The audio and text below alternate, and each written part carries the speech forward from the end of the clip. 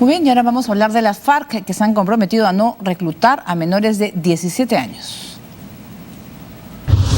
Las FARC anunciaron que a partir de la fecha no incorporarán a más menores de 17 años en sus filas, como un gesto para que sean cada vez menos las generaciones de jóvenes involucrados en el conflicto.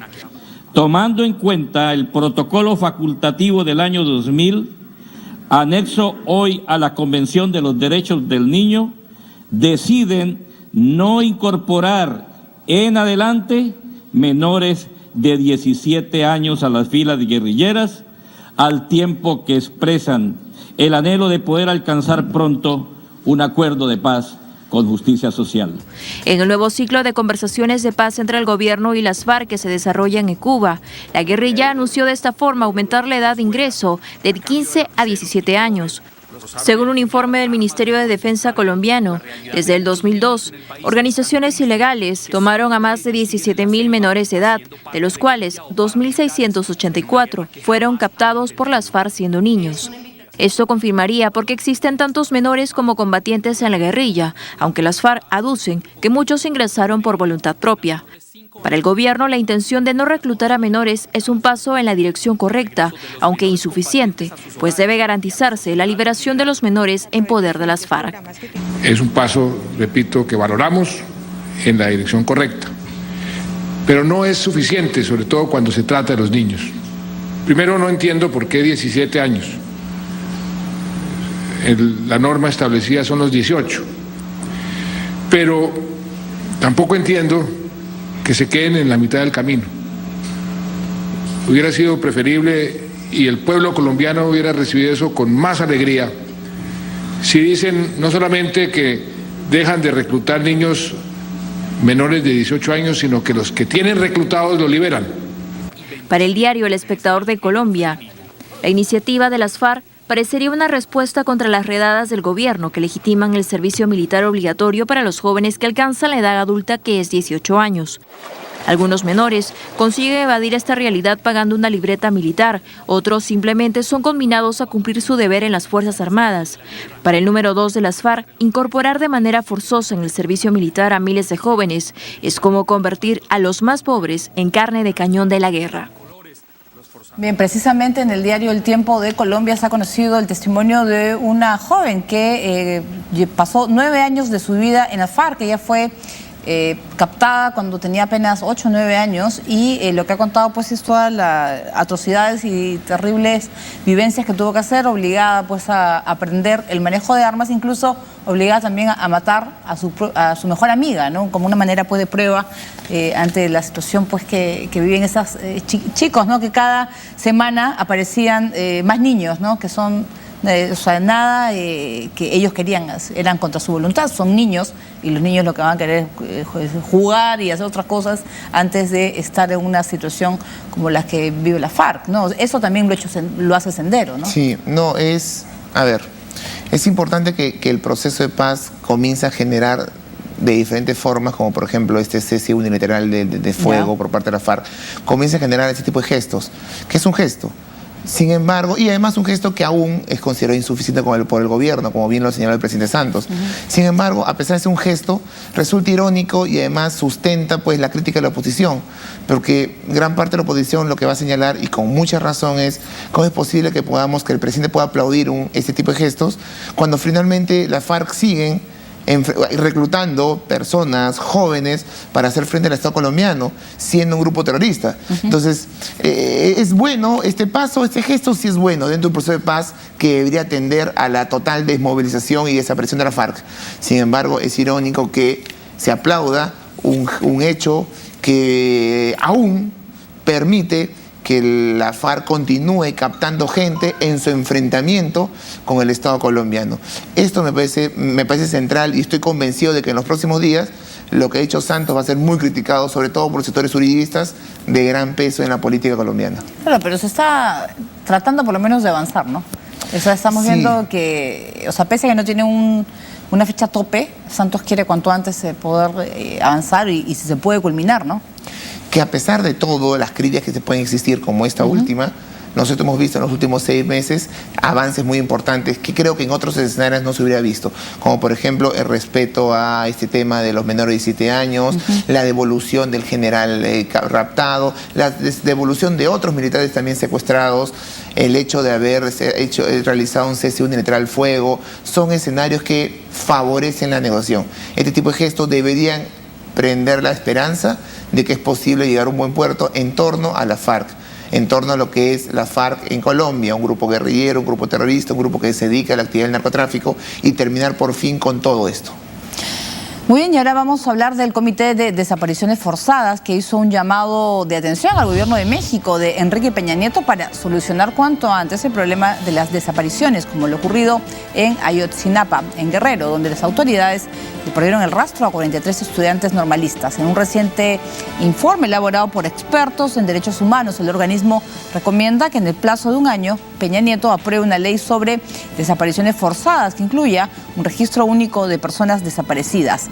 En este documento el comité también expresa su preocupación por la impunidad respecto a los números de casos denunciados y la poca importancia de las autoridades pertinentes, así como la inexistencia de condenas por esos delitos vinculados al sicariato, la trata de personas y el tráfico de drogas. Es porque lo que faltan son respuestas en México, ¿no?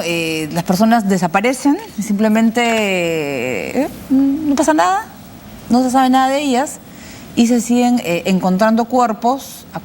Cuando ocurrió el tema de los 43 estudiantes, se encontraron unos cuerpos que no correspondían a ellos, pero al final no sé si se llegó a informar o descubrir de quiénes se trataba. O sea, es ese sentimiento de impunidad. Simplemente te desaparecen, ya no está, no existes y no ocurre nada, ¿no? Este informe del Comité de las Naciones Unidas, que además de informe emite una serie de recomendaciones al Estado mexicano, es producto de una visita que los funcionarios mexicanos llevaron a cabo hace 2 semanas al Comité de Desapariciones Forzadas de la ONU en Ginebra. Y una visita que fue muy tensa, dicho sea de paso, hace 2 semanas, en donde las autoridades mexicanas no supieron responder a una serie de preguntas, ni siquiera algunas bases, como por ejemplo, ¿cuántos desaparecidos hay? No saben. No saben, saben algunos datos de los últimos meses, pero cuando se le pregunta... Por denuncias, ¿no? Claro. Pero ¿cuántos? No solamente eso, sino cuántos, por ejemplo, se han judicializado. O, por ejemplo, ¿cuál es la naturaleza de estas desapariciones? Porque hay de distinto origen. Hay las desapariciones producto de la violencia entre grupos armados, hay las desapariciones producto de la trata de personas. Hay muchas personas que vienen de Centroamérica o mexicanos que quieren cruzar la frontera y que sufren desaparición en el proceso, en el camino. Entonces ellos se preguntaban, ¿ustedes saben qué tipo o de qué naturaleza son las desapariciones? Entonces la ausencia de preguntas, de respuestas, causó que el comité le dijese a los mexicanos, si no saben el problema, ¿cómo quieren plantear, y esto fue textual, cómo quieren plantear soluciones a un problema del cual desconocen, del cual no tienen cifras, del cual no saben su propia naturaleza, del cual no saben su dinámica, del cual... ¿Cómo puedes plantear? Entonces, justamente este informe ha ido en esa línea. Plantea una serie de recomendaciones, como por ejemplo la creación de una unidad especializada que solamente se encarga de desapariciones, que haga que México cumpla finalmente sus obligaciones en torno a la Convención de Desapariciones Forzadas del 2010. Pero, ¿qué implica esto para el gobierno de Peña Nieto? Porque en realidad es una llamada de atención internacional. Sin embargo, no hay respuestas en el tema de los estudiantes y es un tema, o sea, y las familias están dispuestas pues a llegar hasta las últimas consecuencias. Yo creo que, o sea, va a tener que hacer algo. Sí, para el gobierno de Peña Nieto este es el peor escenario. ¿Por qué? Porque estamos viendo cómo el tema mexicano se internacionaliza. Claro. Si Peña Nieto pensaba que podía de alguna manera, como hizo con su viaje a China hace un par de meses, en pleno conflicto de lo de Ayotzinapa, si puede pues pensar que el ámbito internacional es mucho más receptivo al gobierno mexicano que sus propios ciudadanos, hoy en día con este informe del Comité de Desaparición Forzada lo que está haciendo es haciendo público a nivel internacional, inclusive generando además mecanismos de presión contra el gobierno mexicano. Entonces ya no solamente es un tema interno, ya ahora se convierte también en un tema propio de preocupación de la comunidad internacional, algo que ya lo es en la práctica, ahora se institucionaliza por medio del principal mecanismo para estos temas, como son las Naciones Unidas. Muy bien, y ahora nos vamos con otro tema. Un ex prisionero de la cárcel de Guantánamo pidió a Buenos Aires aceptar a los presos por razones humanitarias, tal como lo hizo Uruguay. El exprisionero de la cárcel de Guantánamo y ahora refugiado en Uruguay, Jihad Ahmad Diyab, viajó a Buenos Aires para pedir al gobierno de Cristina Fernández dar refugio a los presos que aún siguen encarcelados en Cuba y enfrentan un tormento diario. Una demanda al gobierno argentino si puede, por eso recibir acá por forma humanitaria presos de Guantánamo. Los presos en Guantánamo sufren mucho, no les dejan dormir. Las fuerzas especiales, hablando de que quieren proteger su salud, le entran a sus habitaciones de día como de noche y sufren de forma que algunos llegaron a pesar solamente 30 kilos y sin la misericordia de Dios seguramente hubieran sido muertos. Con 30 kilos una persona no pesa nada. Y pues yo soy consciente de esto. Ellos luchan con las huelgas de hambre. Como se recuerda, Diyab y 5 exprisioneros de Guantánamo fueron trasladados a Uruguay a inicios de diciembre. El presidente José Mujica dijo entonces que serían tratados como hombres completamente libres, aunque Diyab ha dicho que no sabe cuál es su estatus.